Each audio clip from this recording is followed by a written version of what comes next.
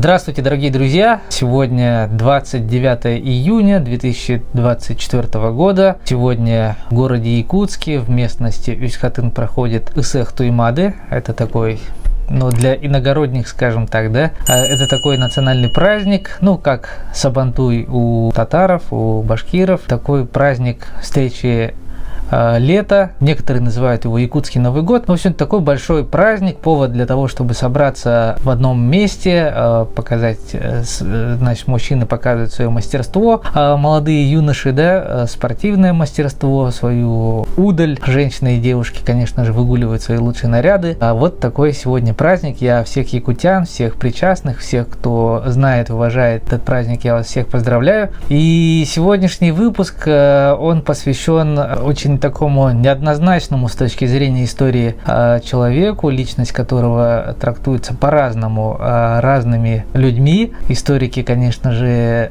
документально они называют его бандитом, разбойником и, преступником, по большому счету, да, архивные документы об этом говорят. А в народе, конечно же, это такой благородный человек, Робин Гуд якутский. Грабил богатых, отдавал награбленное бедным. И вот Ысэх, праздник Ысэха, то, о чем я говорю, был одним из таких излюбленных мест нашего сегодняшнего героя, где он это награбленное раздавал бедным. А речь сегодня пойдет о Василии Манчаре. Василий Манчаре, если полностью Василий Федорович Федоров, если быть еще точнее, при крещении его зовут Егор, священник дает ему имя Егор, но по, метрическим документам, по записям он проходит именно как Василий. А Манчаре это, собственно, прозвище или второе имя, так было принято в начале 19 века, так у якутов было принято, что они давали двойные имена, то есть там Василий, Манчаре, Федоров, да, условно, как прозвище. Отец его назвал Манчаре, по документам он был Василий Федорович, по крещению, по церковным книгам он был Егором. Так вот, он родился в 1805 году, в июне месяце, точной даты нету. Историки также ссылаются на разные абсолютно дни июня, но мы их упоминать не будем, потому что здесь консенсуса у историков нет. И, конечно же, были свидетельства очевидцев, которые там говорили, что это там начало июня, кто-то говорил, что середина, поэтому мы углубляться не будем. Он родился в восточно-кангаласском улусе, ныне это Мегино-Кангаласский улус, Дагдинский наслег тогда назывался, в местности Арылах, в довольно такой зажиточной, хорошей семье. Его отец Федор и его матушка, они поженились довольно в зрелом возрасте, и Василий был, по большому счету, единственным их сыном, он был долгожданным ребенком. Все было хорошо до тех пор, пока в 9-летнем, когда Манчаре исполнилось 9 лет, не умирает его отец. Мать остается с ребенком на руках одна. Повторюсь, на дворе начала 19 века, 10-е года, да, 15-е года, условно, 15-е года, и довольно тяжелые времена. Вот о временах отдельно хочется тоже остановиться, потому что, смотрите, казаки уже прошли по всей Якутии, да, обложили якутов ясаком. Ясак к этому времени, к началу 19 столетия, он довольно сильно подрос по сравнению с 18 столетием. Если там в 1700-е годы был ясак, скажем, там 30 рублей, то к моменту вот этих событий, значит, к 19 веку, ясак вырастает в 3 раза, и обездоленные или бедные люди, они по большому счету испытывают социальную несправедливость, неравенство некоторое, да, потому что ты освобожден от выплаты ясака, если ты не имеешь никакого земельного надела. А если у тебя нет никакого земельного надела, значит, у тебя нет скотины. Если у тебя нет скотины, то ты автоматически бедняк. Такая вот была история. И, соответственно, вот в этой атмосфере, в атмосфере социального неравенства растет Василий. Повторюсь, у него рано умирает отец в 9-летнем возрасте, и, соответственно, всю тяготу вот мужской вот этой вот жизни он тогда на себе буквально ощущает. Он помогает матери, он там старается. Повторюсь, они были изначально зажиточные, у них были коровы, у них там быки, лошади были. Разводили они скотину, все было хорошо до тех пор, пока пока не стала отца кормильца. Ну и, соответственно, в таких условиях, в условиях социальной несправедливости, начинаются некоторые народные волнения. И наш Василий Манчары, он наблюдает это, становится свидетелем, да, подслушивает где-то, когда бедняки, значит, наговаривают о том, что как это так, богатые только богатеют, а с бедняками ничего не происходит. Они как были бедными, так и бедными остаются. В этих условиях он растет. Спустя несколько лет, через 3 года после того, как отец его умер, родной брат его отца,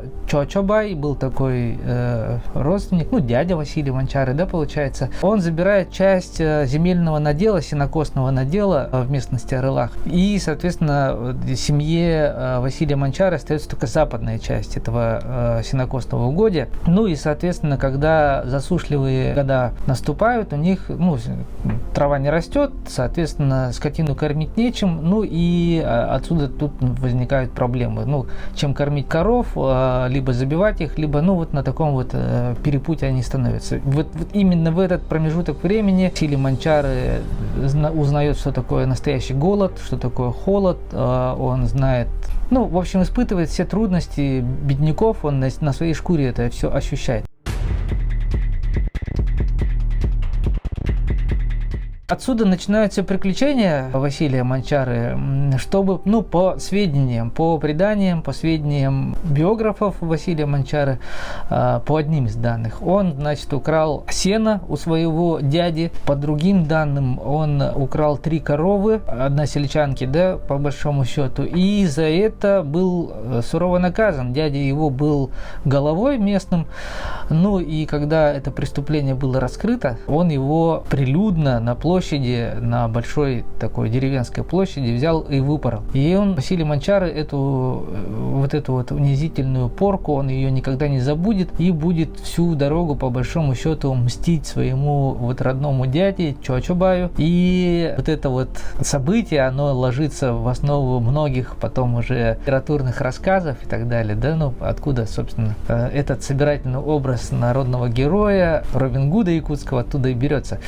Это абсолютно достоверный факт о том, что у них была вражда между его дядей и им. Ну и вот он встает на эту скользкую дорожку, его очень быстро судят, Василия Манчара, он подросток, ну, понимаете, ему там 13 лет, да, условно, и отправляют его на каторгу в Охотск. Он оттуда сбегает, благополучно возвращается обратно, ну, периодически, значит, совершает опять набеги всевозможные, он мстит своему дяде Чочобаю. Имеются данные о том, что он постоянно отстреливал его лошадей, поджигал его сено, разрушал изгороди, да, всячески ему, значит, ну, как это сказать, что он делал всячески? Гадил, да, по большому счету. Ну, гадил, да, мстил, гадил. И вот к 18 годам он такой же разбойник, нормальный такой крепкий разбойник.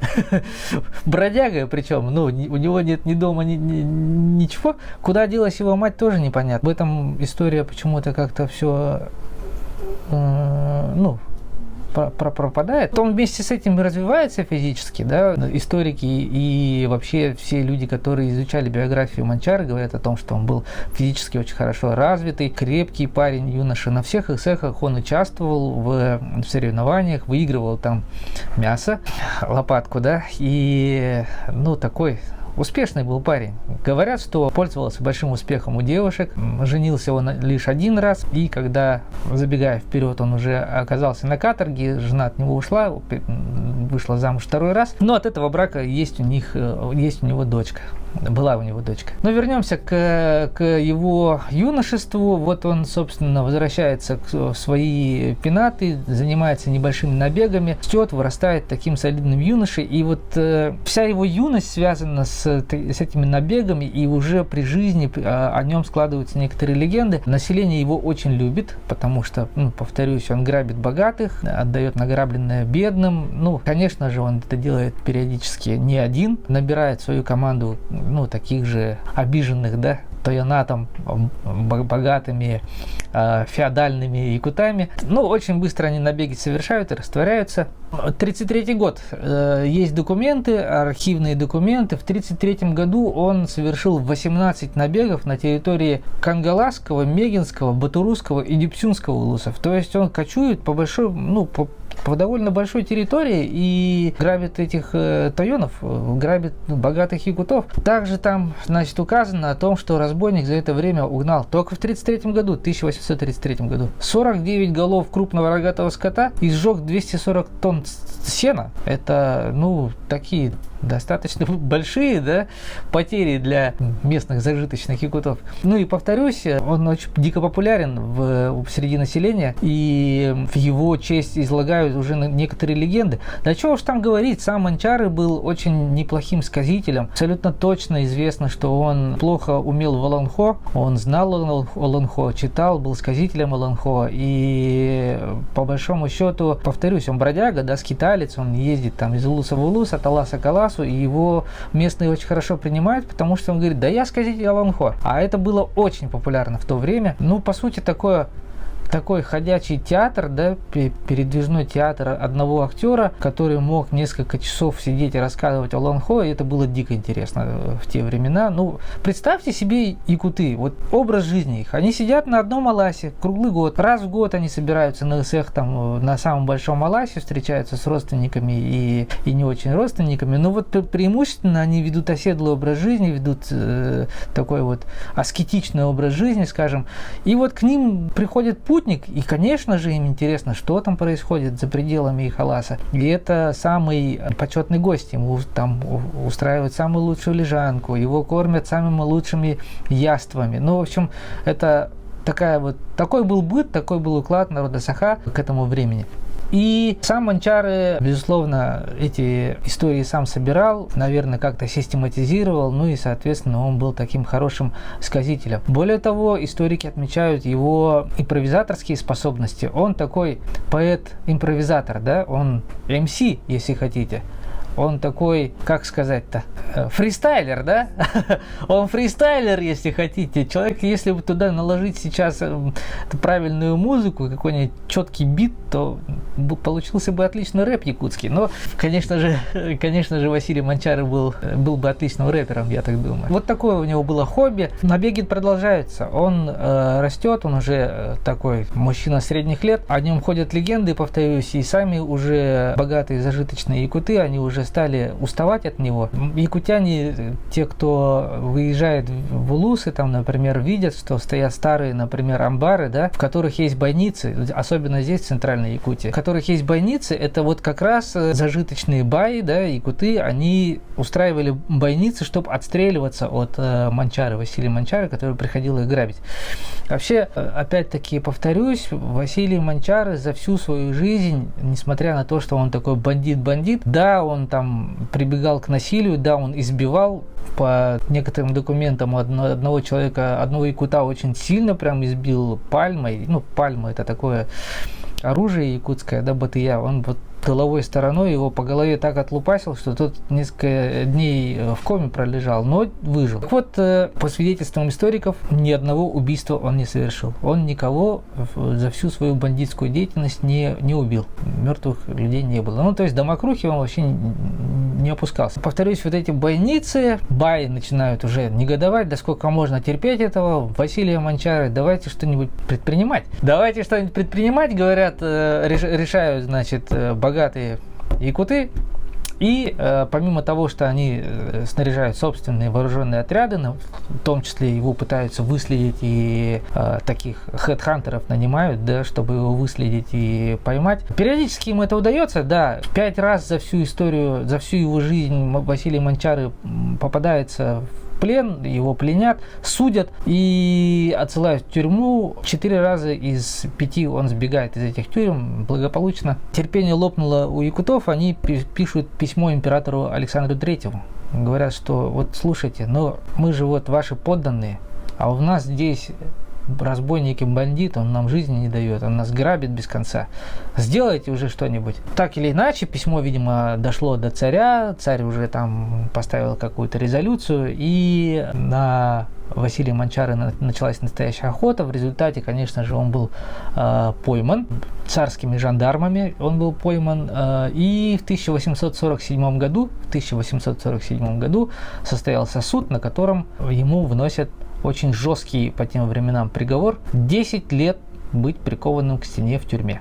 Прикованным. 10 лет Василий Манчары стоит прикованный к стене. Ну, его отпускают разве что по физиологическим делам, да, пописать, покакать, там, наверное, для того, чтобы покушать. Ну и он даже спит стоя. Ну, такое вот.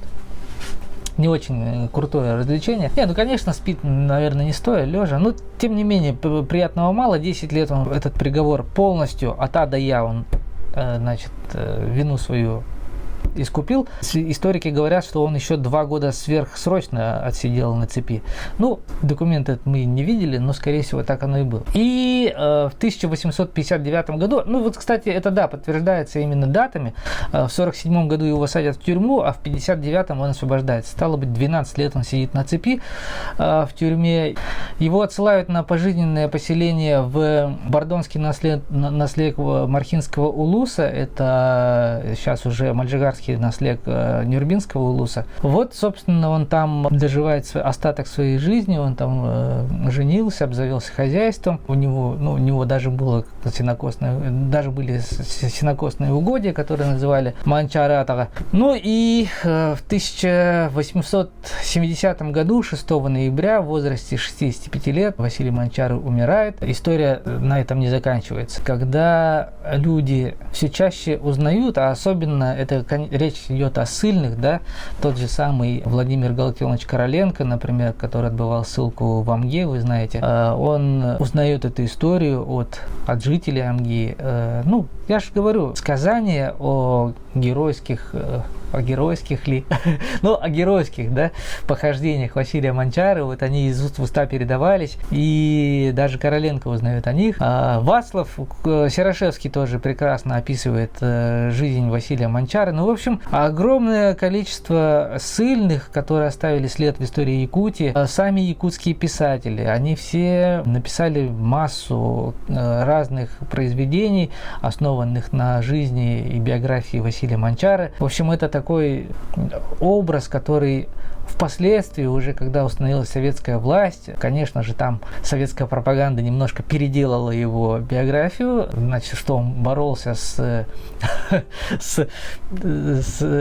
элементами, скажем так, да. Борьба Василия Манчары за справедливость легла в основу пропагандистской истории власти Советов, ну и, соответственно, говорю, они немножко там поменяли биографию и тоже очень даже вполне себе в историю школьные программы, там они это впихнули и так далее, и так далее. Ну, впрочем, изучается, наверное, и по сей день. Как бы там ни было, подлинная история жизни Василия Манчары сегодня такая. Повторюсь, он очень любил праздник, национальный праздник ЭСЭХ, он участвовал в спортивных состязаниях, он сам был дарителем, да, вот этих вот яств, он всегда раздавал бедным еду. И вот на этой ноте я хочу с вами сегодня попрощаться. Думаю, что сегодняшний выпуск был интересным. Если он вам таковым показался, обязательно ставьте лайки, проходите в комментарии, оставляйте комментарии. Мы с вами увидимся ровно через неделю. Всего доброго, пока.